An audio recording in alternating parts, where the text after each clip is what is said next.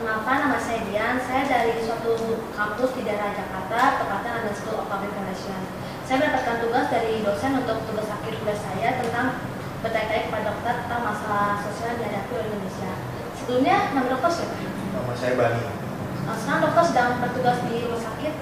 Ya, saya bertugas di salah satu rumah sakit di Jakarta. Oke dok, kalau gitu sekarang kita mulai masuk ke pertanyaannya juga.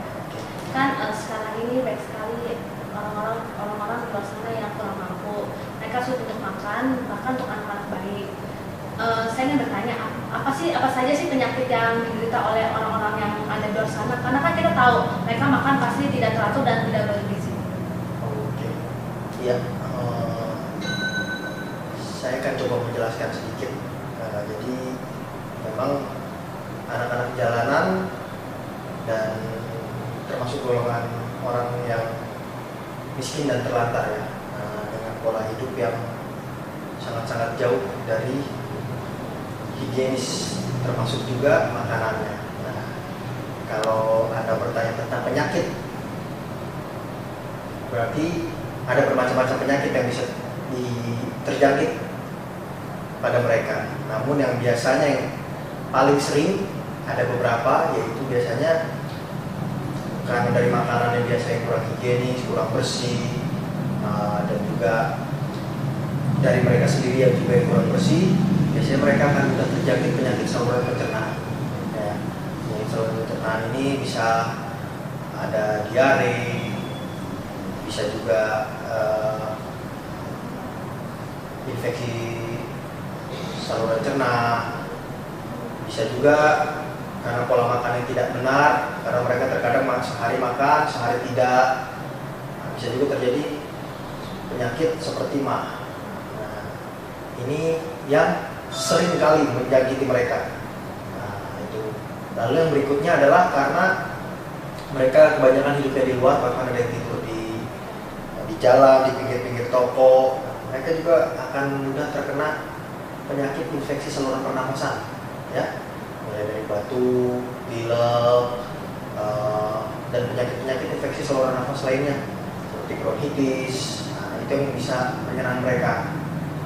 Nah, pada umumnya sih sepertinya penyakit-penyakit itulah yang paling sering menjangkiti anak-anak jalanan. Nah dok, kan kalau banyak sekali penyakit-penyakit seperti itu, nah saat mereka sakit, bagaimana cara mereka berobat? Apakah dikasih biaya gratis atau mesti dari kelurahan memberikan sebuah kartu bahwa mereka tuh miskin dan mereka tidak mampu, jadi dari rumah sakit diberikan sedikit kemudahan untuk bisa berobat? Jadi begini, para gelandangan, anak-anak jalanan itu sebenarnya mereka bisa mendapat fasilitas kesehatan karena pemerintah membuat satu program jaminan kesehatan masyarakat Jamkesmas, di mana masyarakat yang kurang mampu bisa memperoleh pengobatan baik gratis ataupun biaya mereka yang akan lebih ringan. Namun ada syaratnya. Syaratnya kan mereka harus terdaftar sebagai penduduk. Kalau mereka tinggal di Jakarta harus terdaftar sebagai penduduk, ya. Nah, nanti mereka harus meminta surat keterangan dari RT atau RW. RT RW pun membuktikan bahwa mereka tidak mampu, surat keterangan tidak mampu, untuk dibawa ke puskesmas. Kalau mereka melengkapi persyaratan tersebut, mereka akan memperoleh pelayanan kesehatan yang gratis, diawali dari tingkat pelayanan kesehatan puskesmas. Namun pada kenyataannya kan banyak anak-anak jalanan ini yang secara kependudukan mereka tidak terdaftar. Jadi mereka tidak secara administratif tidak terdaftar sebagai penduduk, misalnya di Jakarta. Nah, inilah yang mempersulit mereka untuk memperoleh pelayanan kesehatan yang optimal. Nah, karena biar bagaimanapun juga untuk memperoleh pelayanan gratis kan harus ada syaratnya juga secara administratif. Nah, itu yang mempersulit mereka untuk mendapatkan pelayanan kesehatan optimal. Lalu sebenarnya apa sih sebenarnya yang harus dilakukan itu oleh pemerintah untuk menangani orang-orang yang belum terdaftar sebagai penduduk Jakarta? Karena kan mereka pasti bakal susah untuk bisa berobat, kalau mereka sakit, akhirnya mereka terlantar di sana dan akhirnya meninggal karena mereka tidak terdaftar sebagai penduduk Jakarta. Nah, ya pemerintah kan melakukan upaya melalui sensus penduduk. Itu kan upaya untuk mendaftarkan, mendata penduduk secara administratif ya, agar mereka terdaftar. Jadi jika ada apa-apa pun mereka lebih mudah terdeteksi. Nah, pemerintah melakukan program sensus penduduk dan juga melakukan program dari Dinas Kependudukan melakukan razia-razia KTP untuk mereka yang tidak punya KTP, dan para anak-anak jalanan, gelandangan yang berada di jalan-jalan, terkadang mereka akan dirazia dan dibina di panti sosial untuk kemudian juga didata secara administratif. Jadi mereka mempunyai data di pemerintahan. Nah, itulah beberapa upaya yang pemerintah lakukan. Namun kan upaya ini belum bisa berjalan secara maksimal karena ya kendalanya juga terkadang banyaknya anak-anak jalanan ini yang berasal dari luar kota, yang bukan penduduk tetap kota Jakarta. Nah dokter, bagaimana nih dengan pengobatan gratis? Kan sekarang kan kita kan sering sekali melihat kan ada pengobatan gratis yang ditujukan oleh orang-orang miskin yang gak harus gitu terdaftar oleh penduduk Jakarta. Apakah dokter pribadi sendiri pengen mengadakan pengobatan semacam itu? Atau dari rumah sakit dokter pernah mengadakan acara seperti itu? Oh iya. Kalau pengobatan gratis atau biasa kita sebut di sini kita bakti sosial, kita sudah beberapa kali mengadakan, dan biasanya unit pelayanan kesehatan baik yang swasta maupun pemerintah secara rutin mengadakan bakti sosial ke beberapa daerah ya, tidak cuma di kota Jakarta namun di beberapa daerah pun sudah dilaksanakan. Tujuannya untuk menjangkau penduduk yang tidak mampu untuk mendapat fasilitas kesehatan karena secara ekonomi biasanya. Jadi kita untuk menjangkau itu, dan apabila ada ditemukan penduduk-penduduk yang perlu penanganan lebih lanjut, biasanya akan didata untuk kemudian dilakukan penanganan yang lebih lanjut di rumah sakit yang menjadi rujukan dari kita, biasanya itu. Jadi tanpa perlu syarat-syarat seperti ada kartu penduduk Jakarta atau kartu jaminan kesehatan masyarakat? Kalau misalnya dari acara bakti sosial biasanya tidak perlu, tapi biasanya tetap diperlukan misalnya surat dari keterangan dari RT RW setempat. Nah, tetap diperlukan biasanya untuk menegaskan bahwa orang ini adalah penduduk asli.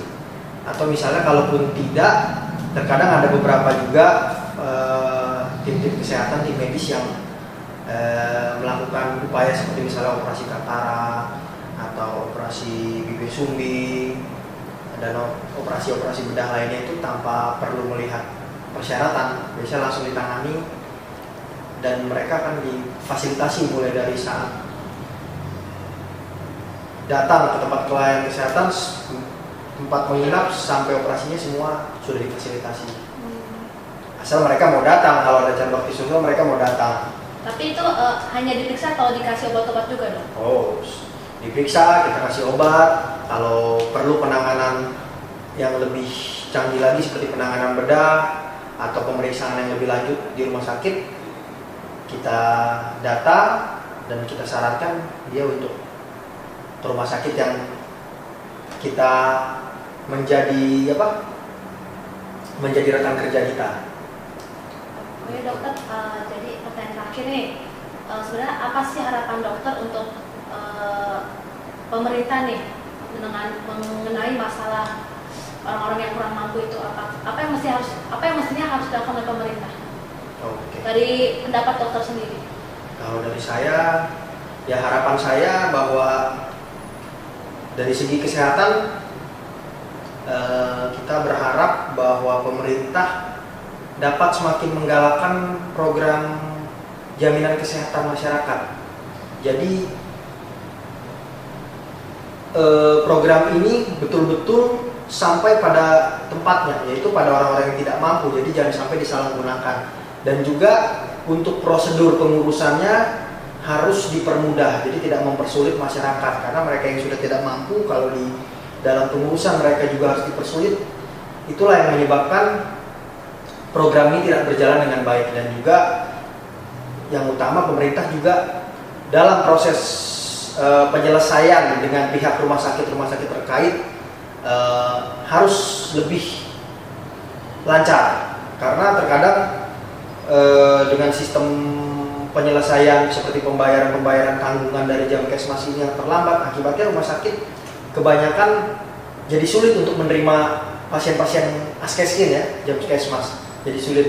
Namun apabila pemerintah bisa memperlancar kewajiban mereka kepada rumah sakit yang telah ditunjuk, mudah-mudahan rumah sakit pun akan lebih giat, lebih cepat tanggap terhadap pasien-pasien yang tidak mampu, sehingga orang-orang yang tidak mampu bisa memperoleh pelayanan kesehatan, haknya dalam kesehatan dengan lebih baik.